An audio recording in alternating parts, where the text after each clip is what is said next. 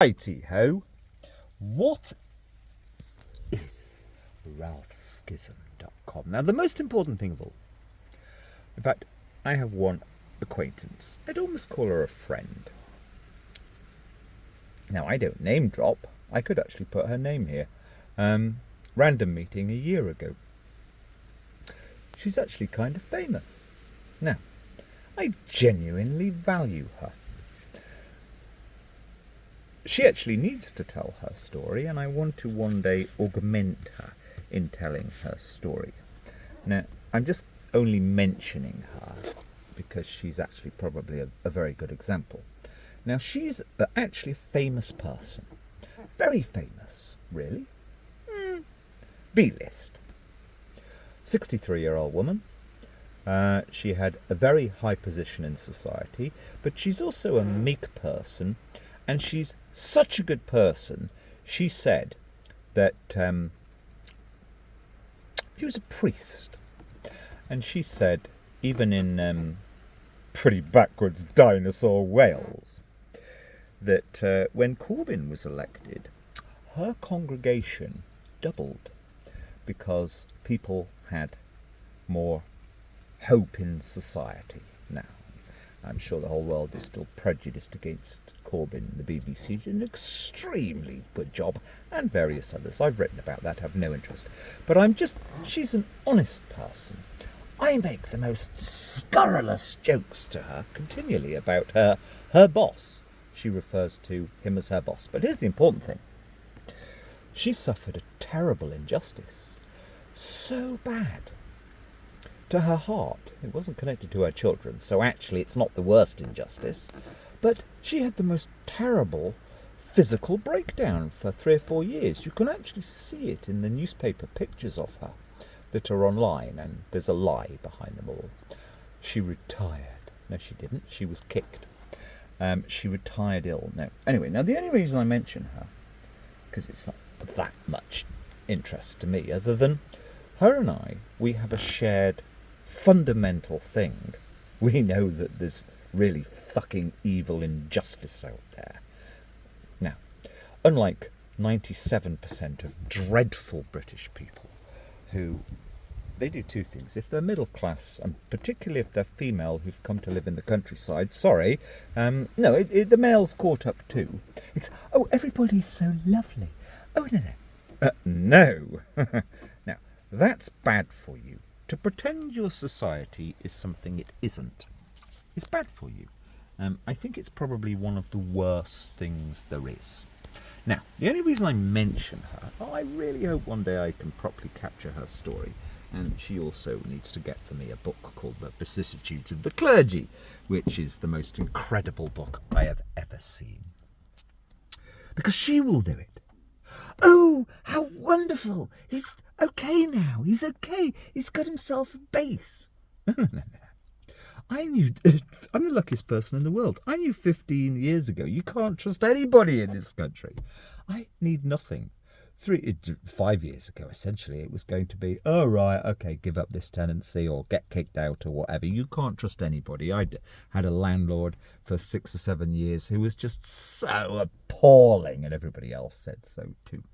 No interest in her other than it would make a wonderful book, standalone book, which I will do one day, dear Esther.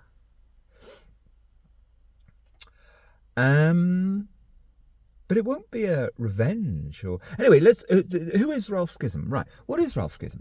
Right, so, yeah, for years, for 3 years, I kind of had to more or less start to cut loose. It's of no interest. I am so self-contained. All that matters in the winter, you have your notepads, you have the discipline. You've got 4 of these left to put your notepads there in the winter. Now, I just happen to be somebody who, 27 years ago, I had an agreement with the mother of my child that 25 years ago, I should say, that we would leave this country. Now, that's irrelevant. I am of average intelligence, and I just happen to, because I hardly drink for 35 years, I just have plenty of time to think and ponder, and I always wake up with a fresh head. But the point is, right, to keep to the point, So what am I doing here? Now I'm doing something quite interesting. This is, I am somebody who, I became somebody, I always fold the end down of the sellotape. Now, good for me. The tourist and PR and spin version of Britain I saw through 40 years ago. And actually, in my 20s and 30s, going abroad, well, being abroad more about 2/3 of the time, it was awful the way people on the continent not. Oh, by the way, that thing. Oh, it's so lovely. He's got himself a base. A European wouldn't do that, ever. They would think, they'd think behind the situation, behind the context, behind everything. They wouldn't just automatically default to some just charmy thing. Right, I've only got 2 gigabytes left. I've got to hurry up. Right. Okay? That's the worst thing that happens in this country. Just this quick saying nice, sweet things to make the speaker look good. Most Europeans don't do that. Right, to the point. Now, I've lived 27 years. I didn't want to, but your Jordan Petersons, all these kinds of people, and I study.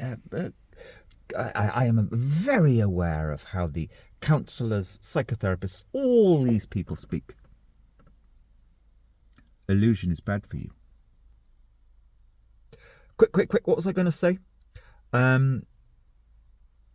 Yes, none of them. They're also highfalutin. Fait accompli is good for you. Now, as of 15 years ago, I had the most extraordinary, negative on the face of it, series of experiences. But let's just take things like how you're going to live, etc. Even if it's horrid, fait accompli is the best thing for psychology. Now, you can call that black swan theory, whatever. I've written various gonzo-ish unfinished essays on all of this. They're fucking good, right? Because I care about. All I meet is people who are dysfunctional, dysregulated, or whatever. I want everybody to be functional, thank you very much, so you can have a good conversation. Now, 27 years being based, over 30 years ago I moved to the Marches, always 5 to 10 kilometres away from Hay-on-Wye, Prestine, Kington, and then the last year I was there was Knighton. I mentioned Knighton. Knighton is such a racist cunt of a place. Now, this was there, so 2 years ago I broke down. 2.5 years ago I broke down outside Knighton, and you can't even trust the men garage owners there. It used to be the most down-to-earth, sorted place, but not at all. That's my mouse mat. When I left my vehicle, I would make a point of turning that over. Now, all your tourist versions of the marches, I'm afraid to say, the born and bred. I'm interested in the real version of Britain, not the cities. I'm quite cognizant of how the cities are. Only one writer seemed, Rachel Cusk, I read her books, started to read them about 30 years ago. She seemed to be trying to talk about the reality of the majority of the country, which is the provinces. That's the reality of Knighton. If you leave a blackface showing, the thugs, the bully boys, the dinosaurs, of course there are plenty who aren't, would actually, oh right, we got somebody who likes chocolate people here. Then one night they'll be pissed and let's go and have a fun and stick a knife in his tyres.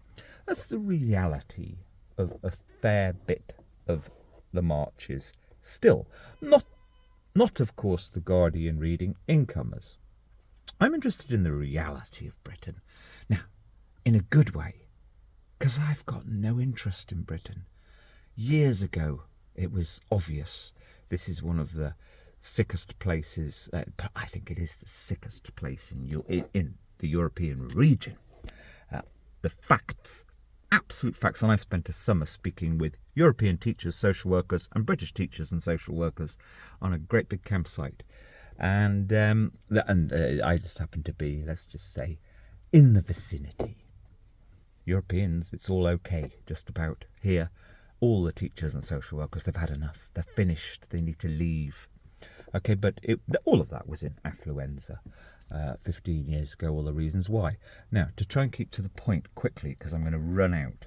Oh, yes. Now, I am the luckiest person alive. So I just feel it would be useful to chronicle what really is Britain. Okay, the tourist board and all of those people will want me assassinated, but I'm also the luckiest person in the world. Now, I'm actually fixing my CV.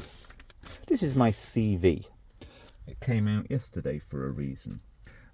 It's now getting so worn. I've got 2 or 3 other copies.